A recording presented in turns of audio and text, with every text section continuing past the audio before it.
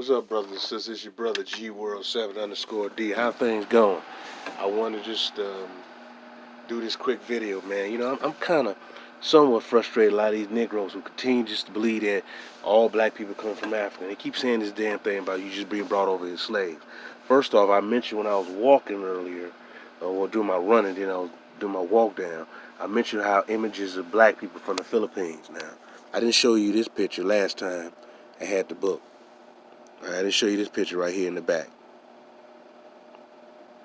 Now notice how that individual in the middle had a big ass afro, all right, and all the way over to the right. But I'm gonna open it back up and I'm gonna emphasize something. I'm gonna show something, all right. Now look at the little brother in the dugout boat. All right. Notice it says see. And a Jita in a dugout canoe with an out trigger on his way to exchange with his higher bay. All right, if I can get it. Now notice this Negro on the boat. All right, notice this little Negro on the boat. Now, white scholars will call this dude primitive. Primitive people. All right. Now I'm gonna show you something else. I'm going to this other book of mine. All right. Southeast Asia, from prehistory to history. All right, the Southeast Asia. Now, first off, I'm gonna show you on this page. I'm gonna show you these Negroes here. I don't know if I can probably balloon it up. See these Negroes here. Going here. You see these Negroes here. All right. You know, like the little cow horns that went in their damn head. When you think of them cow horns, you think of freaking Vikings. But I'm gonna go further down in this book, and I want to talk right here. I'm gonna read it out loud. It's called "The First Crossings of the Sea." All right, and I may show you a few things, but I want to emphasize something. The first crossings of the sea. The ability to build a raft or canoe. All right, the ability to build a raft. Go back. The ability to build a raft. All right.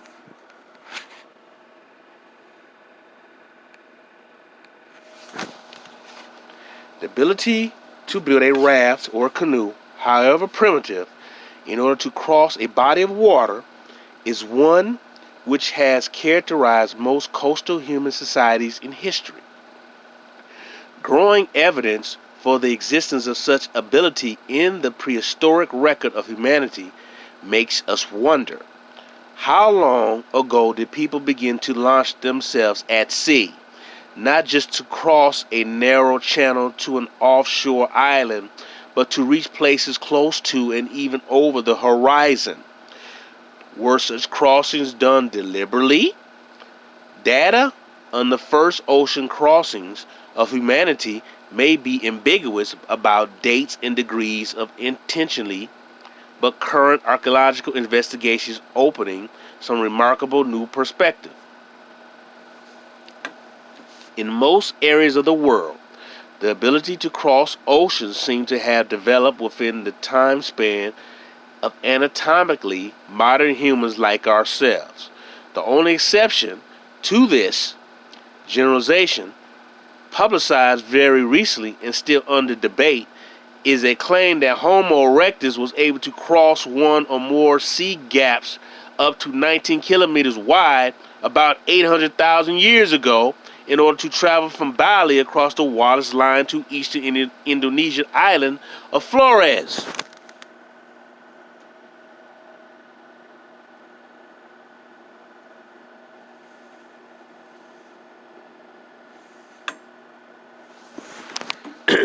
This is a remarkable claim, so far unprecedented and obviously rather isolated, given that no other ocean crossing can be positively attested until about 40,000 to 60,000 years ago, when humans probably reached Australia. But, if true, The Flores discovery indicates just how much we have yet to learn about the capabilities of hominins very remote in time, even through the sea crossings concerned in the instance were not out of sight of land. Let us focus now on the remarkable new information about the capacity of early modern humans to cross sea between 50,000 and 30,000 years ago. Information recovered from archaeological sites of late Pleistocene age in the island of Southeast Asia and Western Oceania, although most major islands in the Philippines and eastern Indonesia were high enough to be visible to their neighbors. The crossing from the Roti or Timor to the Sahel shelf of northwestern Australia, perhaps via now drowned intervening islands, would have involved one crossing of at least 90 kilometers, even at times of lower sea levels. This could have required sailing completely out of sight of land for a short period, and we know this crossing was done at least 45,000 years ago.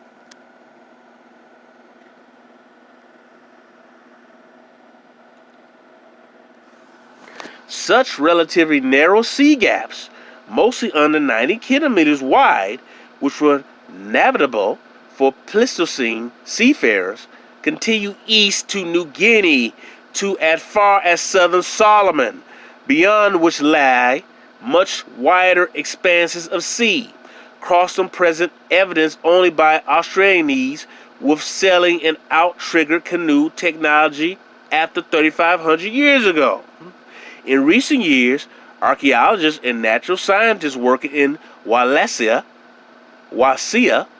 in Australia have produced astounding evidence for the early human colonization of this whole region, from Sulawesi, the Tai Laud Islands, and the Moluccas, New Guinea, the Bismarck and Solomon Islands, and most importantly perhaps, from Australia itself.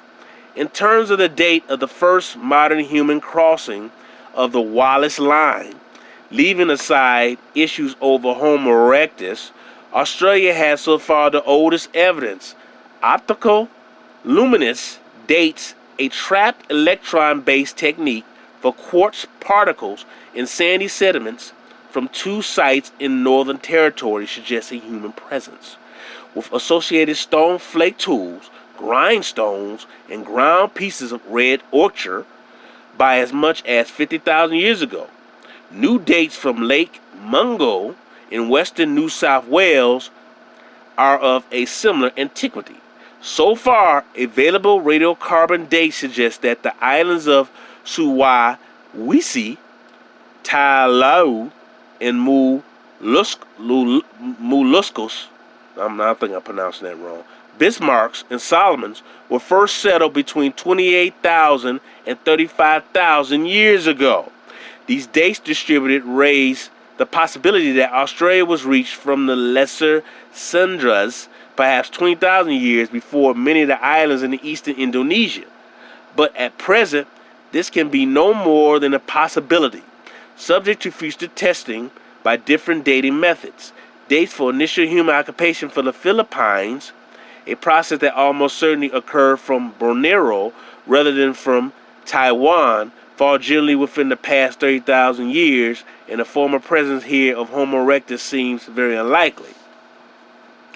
Let us now look at what is known of the lives of these first humans to cross the seas of Wallacea and Melanesia. The precise types of watercraft used by these first colonists will remain forever unknown, but the large rafts made of latched-together bamboo poles will still ply some Southeast Asian rivers for transport purposes might give some clues. Lithic technology certainly included simple flake and pebble tools, together with the use of red and yellow ochre for pigment and heated stones for cooking. Shellfish and inshore fish provided protein, as did the rather limited mammal species of these island regions. The constantly expanding archaeological record tells us that the descendants of these early Wallisian migrants adapted rapidly to the very different inland environments of Australia and New Guinea, where mammal faunas were far more plentiful. The prehistory of Greater Australia, including New Guinea, is, of course, a topic for another venue. But the original island and coastal maritime lifestyle of the first settlers did continue in the small equatorial island of the Molluscas and Bismarck archipelagos, located to west and east of New Guinea, respectively. The record of this lifestyle over the past 35,000 years shows some very interesting developments. All right, in the archaeological record of these archipelagos, there appears to be two successive periods of activities. The first, from before 35,000 down to about 20,000 years ago, reveals a fairly simple lifestyle of sand, strain line exploration with inshore fishing, shell fishing, and crab collection, combined with only very limited evidence that communities were in frequent inter-island contact. For instance, in this early period, we see few signs of any trade in tombstones such as obsidian or church, or any deliberate translocation of animals or plants between islands. This may reflect deficiencies of the record, but taken at face value, the picture indicates that once a new island was reached, people settled in, retaining mostly a localized form of mobility. Alright? Read just a little bit. Well, I'm going to stop right there. Alright, it's in this book, Southeast Asia. Prehistory to history, what I just read. Now, I showed you a picture of a Negro in a boat, a little small boat, man. A dugout boat. What they just talked about is that Negroes sail to different islands. These Negroes island hop, man. They use the boat. I emphasize this. They use small boats to travel to the little islands. But once these civilizations get so sophisticated, they use large ships to sail the damn planet. That's what the ancient Egyptians did. They did it here in America. They went to Africa. They went to Europe. These black people sailed all over the damn world. I stated this over and over again, and it's in his academic books. This information is in your face. Granted, these are academic books, but this you can go to your local library or go buy these books on Amazon, and you can read this information for yourself. So when you hear these goofballs just say you came over here descendants of African slaves, no, because black people always sailed around the damn planet. Everywhere humans were able to live, we went there. That's why you have pyramids all over the damn place. That's why there's always a connection to Africa, America, and Asia, and Europe, because these black folks colonized and settled there and built all over the damn planet. This information is there, but you're going to have to seek it. Our history is engraved, stamped all over this planet. So when you hear these goofballs tell you that you are descendant of African slaves, when most black Americans are descendants of the Aboriginal black tribes that was already here, and we were reclassified and we mixed in with the black Europeans who came here. Two damn different groups of blacks. Actually more than that, because you had Asian blacks that were here and Australoid blacks were here. You can tell by some of those jet black people in Mexico. They look like Australoid blacks, what they call them prototype of Negroes, whatever. I forget the terminology, but all those black people were originally here. You have very different black people here.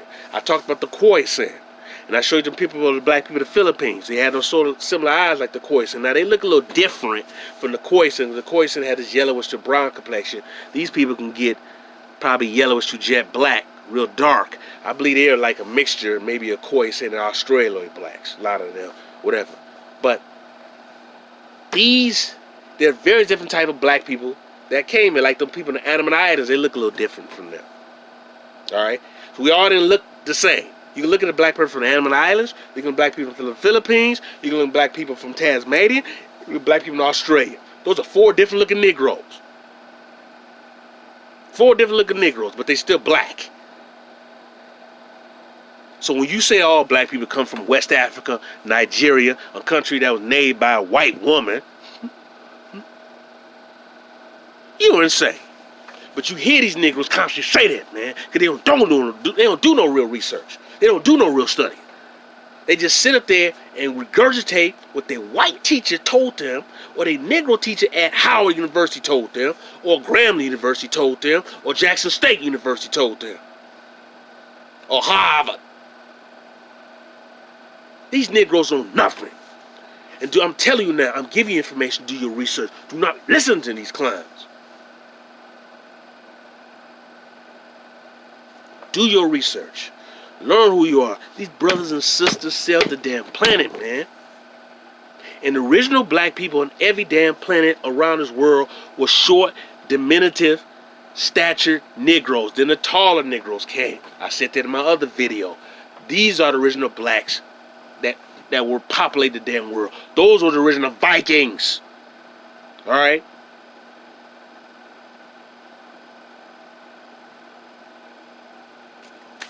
I want to get my point across on what I just did.